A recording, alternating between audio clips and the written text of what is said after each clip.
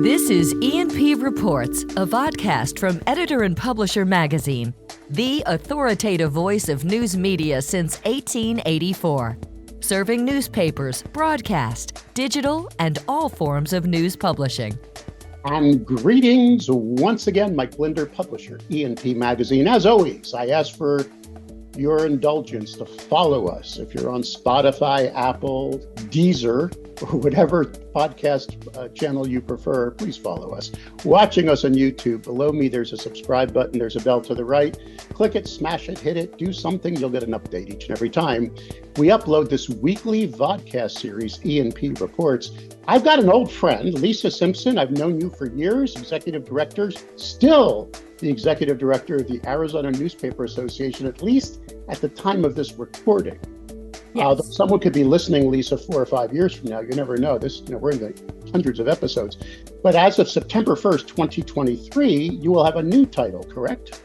Yes, I'll be transitioning as we merge the organizations. I'll be the Executive Director of Member Services with the Arizona Media Association. I'm very excited to get going on the next step.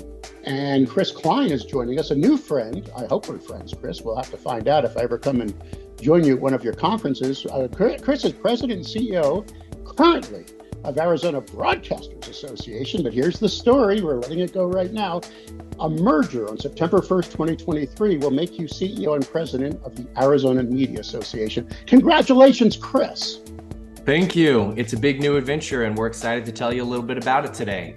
You and I have something in common. We both graduated from GW. I, in Washington, D.C., did it in 79, not with your accolades. You were magna cum laude. You did internships at CNN. You wanted to be in the thick of things. Me, I was president of Sigma Alpha Epsilon fraternity, which means I was too busy drinking beer between classes at 21st and G, which I'm not sure. There was a Quigley's there. Houses are gone from there, but there's still a Red Lion. Does that ring a bell? The Red Lion, the little sandwich? I remember Quigley's, so I think that you and I are not as far apart as we think. You just enjoyed yourself in college a little more than I did. I think you did as well. We're not going to hear talk about our college days and Chris's background. We're going to be talking about something that I think is huge. And I don't know, to me it's huge. The fact that the Broadcast Association of a major state and the Newspaper Association have come together and are merging. And we're going to explore that and unpack it on the backside of this message. This episode of E&P Reports is exclusively sponsored by Blocks Digital, formerly Town News. Even though the name has changed, their commitment to the media industry is as strong as ever. Blocks Digital is now even better positioned to deliver integrated solutions like content management, audience development, advertising revenue, video management, and more. Join the over 2,000 news publishers worldwide that power their ongoing digital transformation with Blocks Digital, serving over 141 million monthly users who view over 6.5 billion pages of content each year. You can trust Blocks Digital to empower you, to connect you at scale with the community you need to reach. Blocks Digital, formerly Town News, now reimagined to help meet the news publishing challenges of tomorrow and beyond. Learn more at blocksdigital.com. Okay, so Chris, let's start with you. I'm all into this because I think today, and you may disagree with me. I mean, I'm an old radio guy, Chris. I used to live in Brentwood, Tennessee, next to the WSM Tower, where the original Grand Ole Opry transmitted, a beautiful diamond-shaped, iconic thing. I'm a radio nerd. I played records in the 70s. I mean, Chris, Spectrum is not what it used to be, correct? Having a transmitter does not necessarily mean you're different from a newspaper today. Do you agree or disagree, Chris? I mean, I agree that the world is different. I agree that what makes radio unique still makes radio unique, just as the same is true for TV and digital and print. But what really brought us together to this idea of a media association was exactly what you're talking about, which is the line blurring that occurs between all of these platforms. What radio stations do today crosses over so heavily with what a newspaper or a television station or even a digital only operation will do right now, right? The fact that we're sitting here doing a remote through a webcam, and it's going to go out through digital channels, right? This type of thing could be done from any one of the local media platforms on the planet. And it speaks to what we believe is just this continued evolution towards a more generic local media entity that touches audiences on whatever platform it can in order to be that community resource. And as those lines blur, we want a bigger megaphone, right? We know to represent TV, radio, print, digital, that we've got to have a super loud megaphone at the legislature. We've also got to have a big enough organization that we have the resources to provide sizable member services, training, paid internships, scholarships, you name it. And the list, unfortunately, only gets longer, right, as our world gets more complex. And it is changing so fast that I know Lisa and I really believe that the only path forward was to basically combine operations and build a bigger, even stronger and bolder operation that can look out for the interests of Arizona local media going forward. Let me go turn this question back now, because I've been in the newspaper industry for over 20 years. Back to Lisa. Lisa, there's been consolidation in our industry. You got to agree.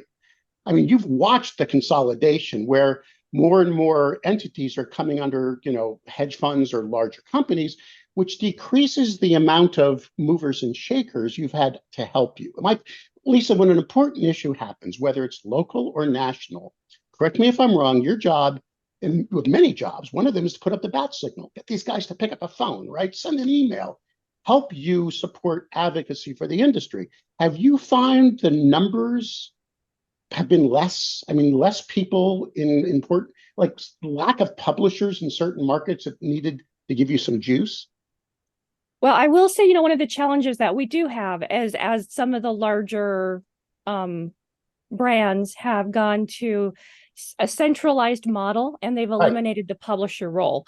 And so you don't have that single figurehead to build the relationship at the state level with the legislators and the lawmakers that we need to have that conversation with. Having said that, one of the big advantages in Arizona is community news is still a very big part of the state of Arizona.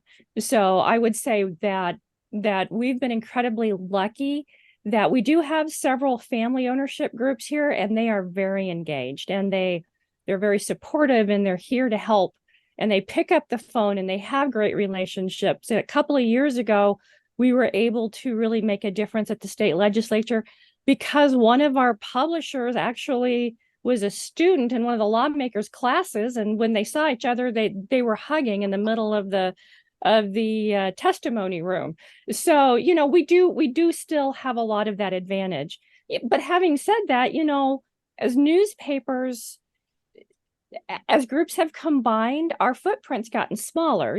We used to have over 150 members, and now we're under 100 as just newspapers, right? So to be able to combine with the broadcasters to really be able to go down and make a difference with over 350 members, to me, is very exciting. You have one of my favorite owner publishers. You have Francis Wick, correct? I mean, yes. Francis has been integral in helping launch new initiatives. And Francis was going to be one of the founding board members for our inaugural Arizona Media Association. As he should.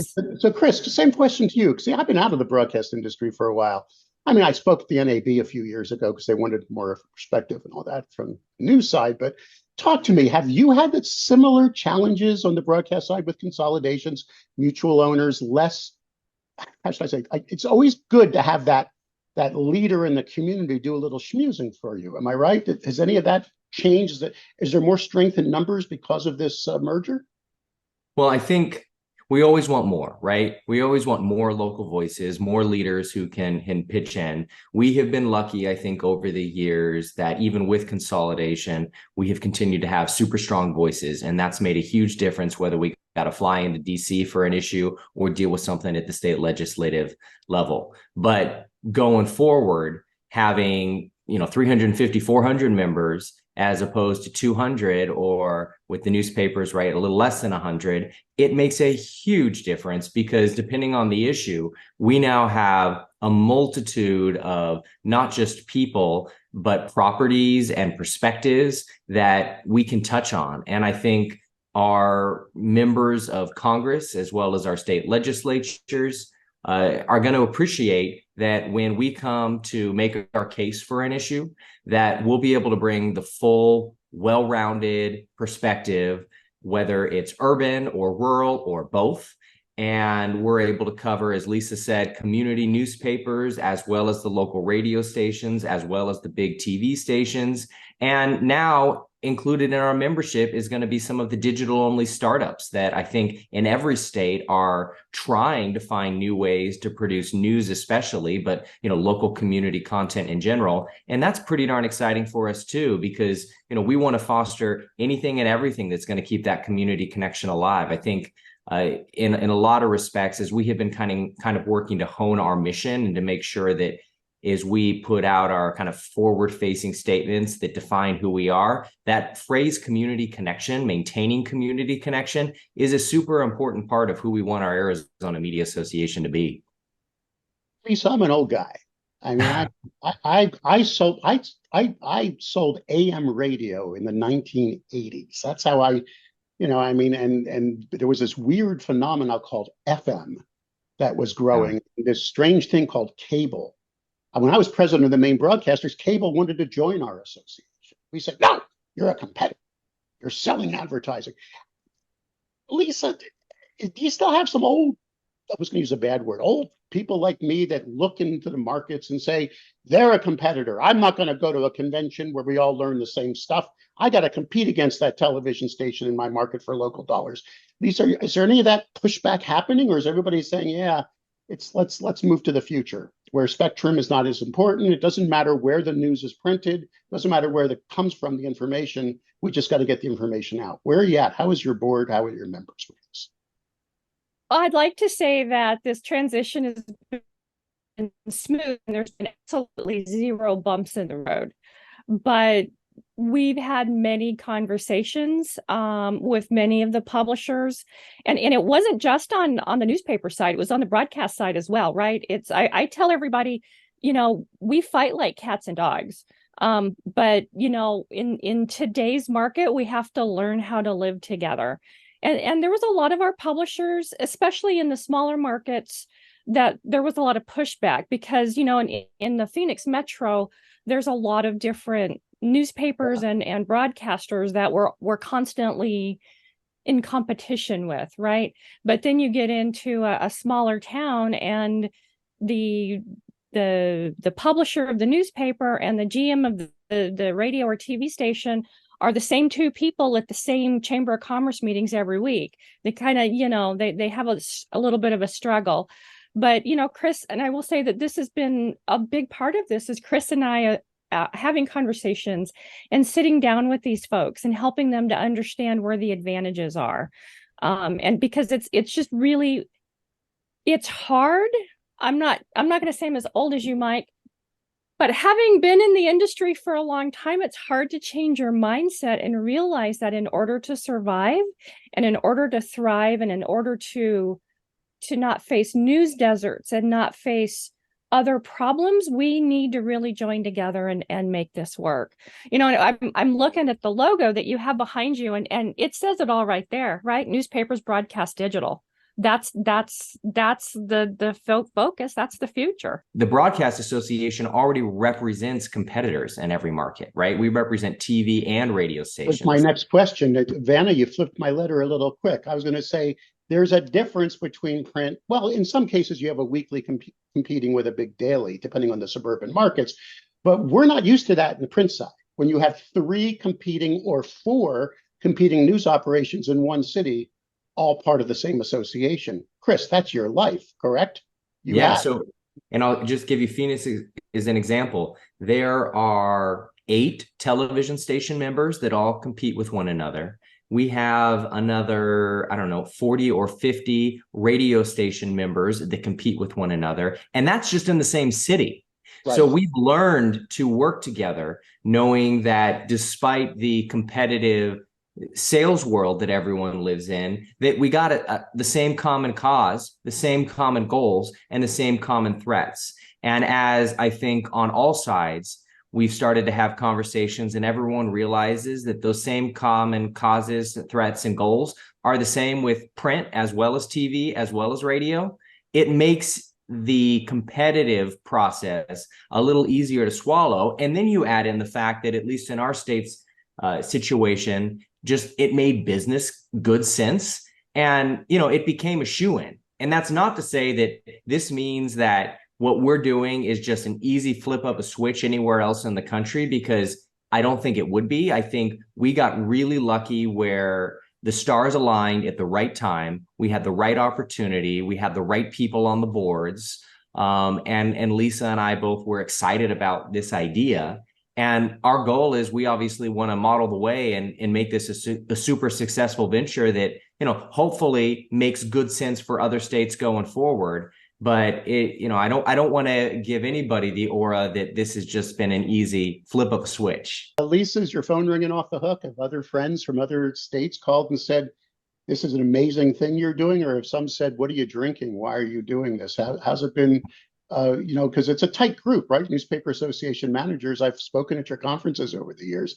What kind of feedback are you getting from your brethren, if I may ask? I'm getting both. I had a few that wanted to know if they needed to call and, have the men with the straitjacket come and pick me up. What are you guys drinking in Arizona? Why would you do that?